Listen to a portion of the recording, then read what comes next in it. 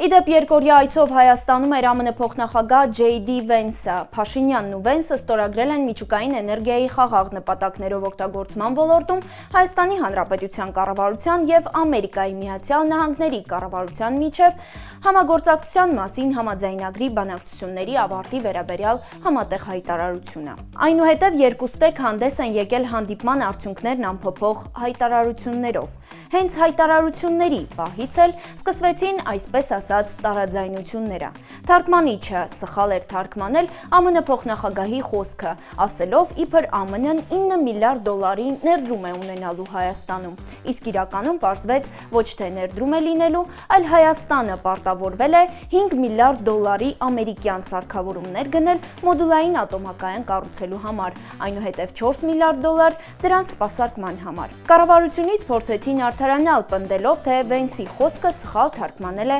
ամերիկյան կողմը, բայց արդյոք դա էր կարևորը, թե օրինակ այն, որ Հայաստանը 9 միլիարդ դոլարի գնում է անելու ԱՄՆ-ից, որն անգամ պատրաստի փորձ չունի մոդուլային ատոմակայանի ոլորտում։ Արդյոք Հայաստանը գիտակցված ընտրում է իր էներգետիկ ապագան, թե հերթական անգամ կանգնած է արտաքին քաղաքական պարտավորությունների առաջ, եւ վերջապես ինչ է ստանում այս գործարքներից Հայաստանը, եւ հետաքրքիր է, ինչ կստանար, եթե ունենար հայկական շահերով առաջնորդվող իշխանություն։